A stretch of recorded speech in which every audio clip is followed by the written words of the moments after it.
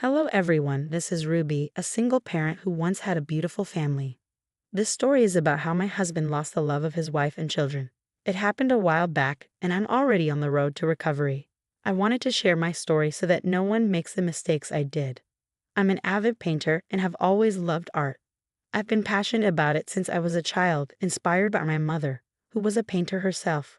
Although she never made it big, I admired her work. We came from a humble background, with my father being the breadwinner.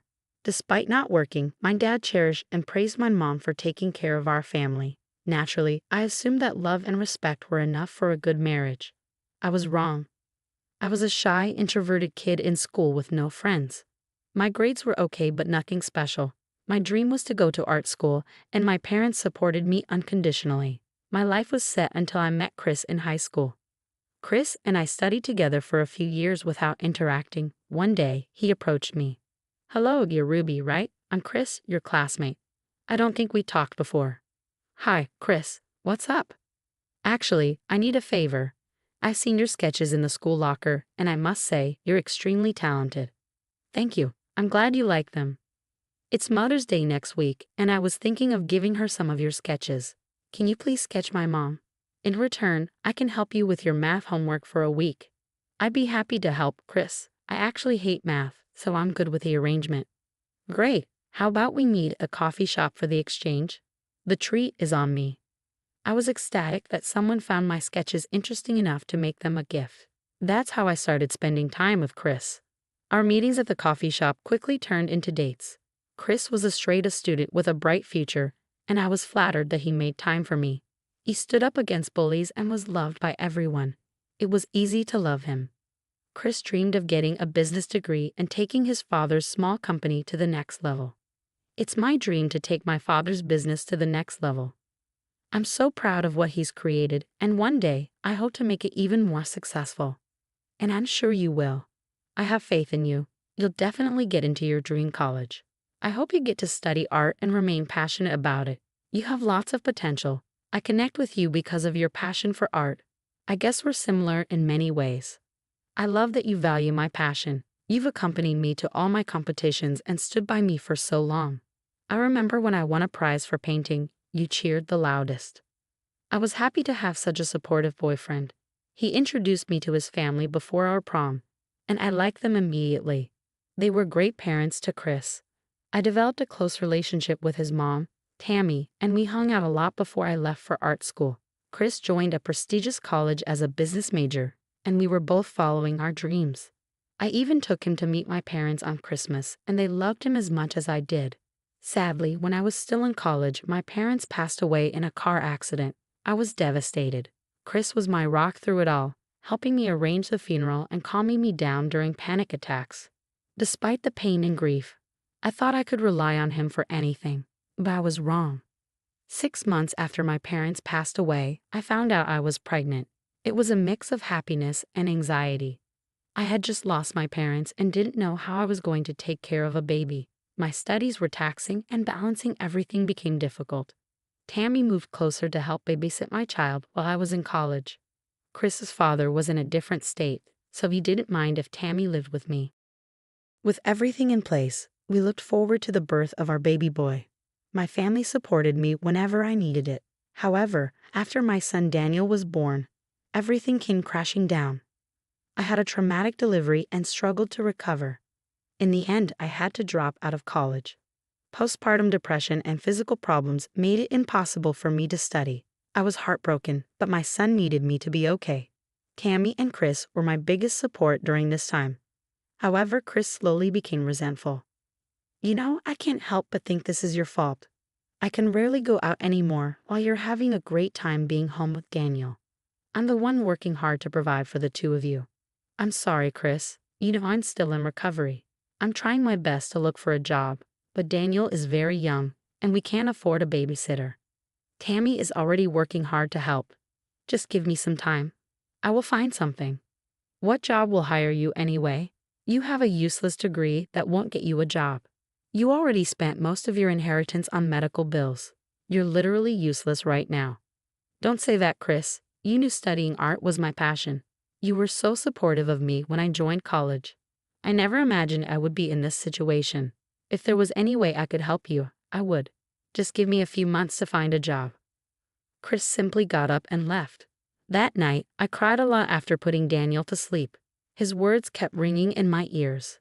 I decided to start looking for jobs as soon as possible, no matter what. I was determined to ease Chris's burden. Chris later called and apologized for his behavior, explaining that he was feeling down and his friends were putting ideas into his head. I forgave him immediately. Within a week, I found a job. It didn't pay much, but it was enough for the time being. Cammy took up most of the childcare while I worked. I made Chris quit his job so he could concentrate on his studies. I didn't want him to overwork himself while studying. Times were rough, but we made it work. Chris slowly changed his behavior toward me and promised to take care of me when he became financially independent. I told him that I loved him and only wanted him to achieve his dreams. After Chris graduated from college, he took over the family business. His father, who was suffering from a heart condition, passed away within a year of Chris joining the business. Chris did his best to improve the company, and his efforts were slowly starting to pay off. I had to quit my job to look after Daniel because Tammy was grieving, and we didn't want to burden her with Daniel's care. Chris was making enough money to support us, so he wasn't bothered by my decision to stay home. Soon his business really took off, and he achieved his dream. I was happy for him and organized big celebrations to honor his success. One day, I approached Chris and expressed my desire to return to art school.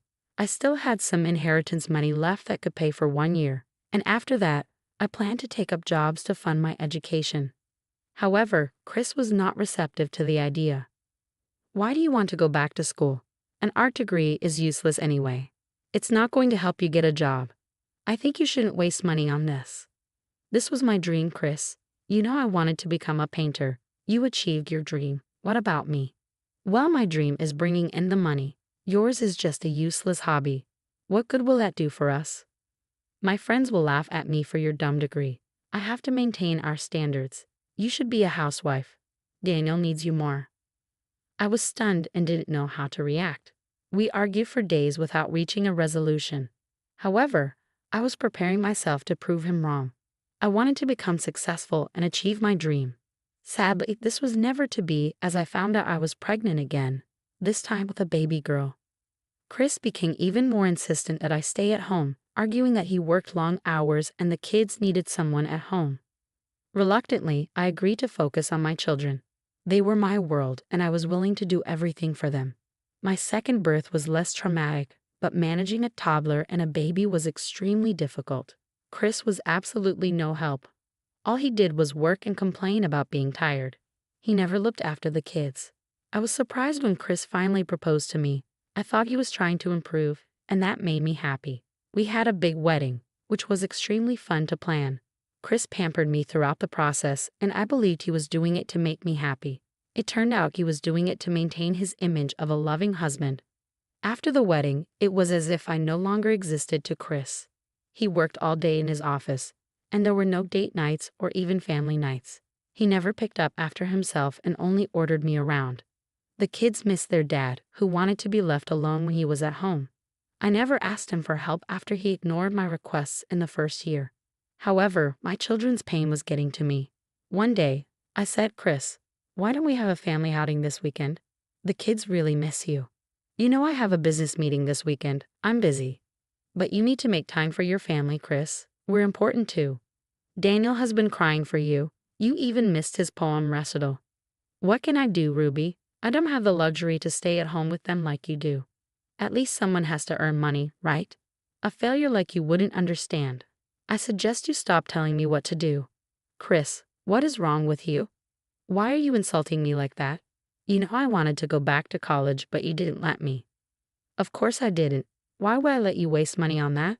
You were better off investing it in my business. Look how much money it's bringing us." Extremely hurt by what he had said, I started to see past his neglect over the years. However, it really hurt when he insulted me like that. It made me feel worthless. I should have walked away from him, but I didn't. I wanted my children to have both parents under one roof. I thought Chris was just stressed and would apologize later. The apology never came. As the years passed, the kids grew older and started to notice Chris's behavior. They were no longer attached to him. Gloria never experienced him as a loving parent, so she had no attachment to her dad. Daniel remembered his dad being more loving in the past, but the disappointment of Chris missing every milestone quickly added up. I tried everything to make the bad feelings disappear. I begged Chris to pay more attention to the children. You need to make time for the kids, Chris. I'm already working hard and looking after them. I'm the only one taking up parental duties. I know you don't want me anymore, but the kids are suffering. They've already become detached from you. I know how to be a parent, Ruby. I'm the one feeding the three of you. You don't have to lecture me about improving our relationship. When Daniel became a teenager, he started to resent his dad. I tried to make him understand that Chris loved them, but he wouldn't believe me. All his friends had fathers who were present in their lives, and he felt like he was missing out. I was there for all his events and achievements, but he wanted his dad there too. One night, while we were having dinner, Daniel confronted Chris. Hey Dad, are you free this weekend? Gloria has been pestering us for a picnic. The weather is getting better, and it's the perfect time. Yes, it would be a great opportunity to hang out together. I'll make all the preparations. What do you think, Chris? No can do. I'm going golfing with my buddies. Can't change my plans. It's one day, and you can't make time for us? Why did you even become a dad if you didn't want to be around us? Watch your mouth, Daniel. I am your father, and you will respect me. I actually have work to do instead of sitting around like your loser mother. Ruby, what are you teaching my children? They don't even respect me anymore. I thought you just failed in your career, but it turns out you can't even be a good mother. Stop insulting Mom. She's a way better parent than you are. How do you expect her to have a career when you never helped her out? I'm not blind, you know. I saw what happened all these years. Stop it, Daniel. There's no use telling him these things. We have Mama, and that's enough. We can just go out with Mom and Grandma. See, at least one of you has some sense. I hope that ends this stupid discussion. It's okay, kids. I will take you out for a picnic. We'll plan something without Dad. I didn't want to make Daniel or Chris angry, but I noticed that Gloria, who had remained apathetic towards her father, did not take his side at all. She simply didn't care for his time or attention. I always thought it was my fault. I could have fought harder with Chris to spend more time with us. But he never listened to me. By then, I also found out he had been cheating on me with one of his business friends. I didn't confront him. I knew it would be useless. Daniel graduated high school and left at the first opportunity, joining a prestigious college to study software engineering. Gloria, however, was determined to follow in my footsteps. She was an even better artist than me and was adamant about joining art school. Daniel supported her, encouraging her to go for it, but I knew Chris would be furious.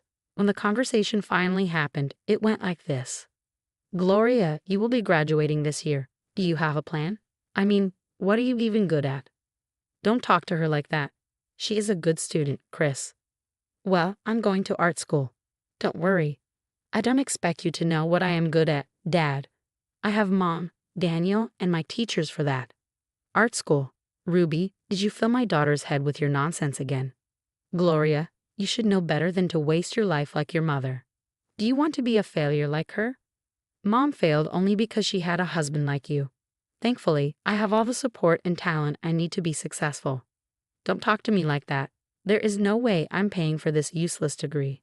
Well, you don't have to. My teachers say I would get a good scholarship in no time. I don't care if you don't support me. It's nothing new. Calm down, guys. Chris, Gloria is really good at what she does, even better than me. Please try to be supportive this one time. Chris just kept shouting at me for spoiling his children, again calling me a failure in front of Gloria. After all these years of abuse, I had enough. I sent Gloria to her room before tearing into my husband. I told him that I was tired of him not appreciating me at all. I am tired of your verbal abuse, Chris. You have been a horrible husband to me. The only reason I stayed was because of the children. If I had known you'd be such a bad father, I would have walked away sooner. Don't you dare call me a bad father. I'm the one putting food on the table. You're all nothing without me and my money. I would have made something of myself if you didn't stop me. You can keep your money, Chris. I don't need it. I'm getting a divorce after Gloria graduates. I am done with you. You can't leave me after everything I have done for you. I deserve better from everyone. Done what, Chris? Cheat on me with your colleague? I know it all, Chris. There's no need for you to be a victim. I am the victim here. You deserve nothing, and you definitely don't deserve me. Chris was absolutely dumbstruck by my onslaught. When I was done talking, he had his head in his hands and said nothing, as if he didn't care anymore. The next few days, I started to prepare for my exit. I talked to Tammy, Daniel, and Gloria about my decision. All of them were supportive of me. I'm sorry he did this to you, Ruby. I don't know where I went wrong with him. His father would be disappointed with him. I can't believe he did this to you, Tammy said. Tammy, it's not your fault. You have been nothing but kind to me and my children. Chris is the only one responsible for his behavior. I served Chris divorce papers just after Gloria's graduation. Chris acted like he didn't see it coming, begging me to reconsider and promising he would do better. He approached me and said, Ruby, please don't go through with the divorce. Give me a chance. I know I messed up. I still love you a lot, Ruby. I want to get better. Even the kids hate me. Don't leave me like this. You have made your bed, Chris, and now you have to lie in it. I stayed for too long. I gave you plenty of chances. I can't do it anymore. This marriage was over when you stopped putting in effort and cheated on me. I don't love her, Ruby. She was just an escape from the stress. She doesn't mean anything to me. I'm sorry I wasn't supportive of you. I can change if you just have faith in me. I don't care anymore, Chris. You have taken away every last bit of dignity I had. It's time to leave you for good. I deserve better than you.